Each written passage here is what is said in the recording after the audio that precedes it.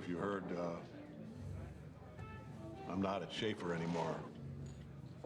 Yeah, I did hear that. Did you quit? Not exactly. Some parents got a kid from Sean Casey's year, I think, to say some things about me. Although why anybody would have anything other than peaches and cream to say about me is a mystery. That's a good laugh, right? I'm sorry. No, listen, nah, hey, I'm sorry. I get it. I know I made enemies. I'm conducting Lolo. They brought back the JVC Fest this year. They got me opening in a couple of weeks with a pro band. That's great. Yeah, it's all right. Truth is, I don't think people understood what it was I was doing at Schaefer. I wasn't there to conduct. Any fucking moron can wave his arms and keep people in tempo. I was there to push people beyond what's expected of them. I believe that is an absolute necessity.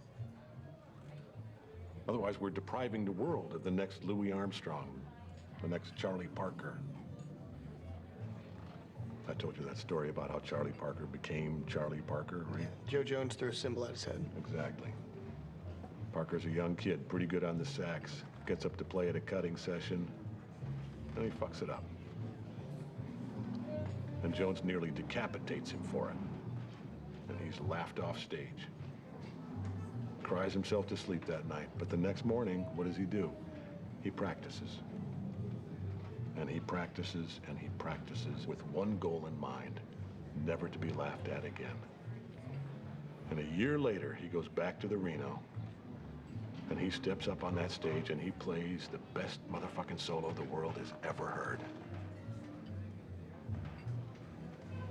So imagine if Jones had just said, well, that's okay, Charlie.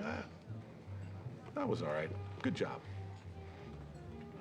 And Charlie thinks to himself, well, shit, I did do a pretty good job. End of story. No bird. That, to me, is an absolute tragedy. But that's just what the world wants now. People wonder why jazz is dying.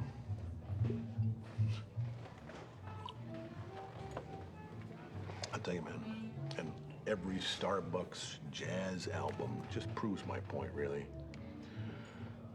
There are no two words in the English language more harmful than good job.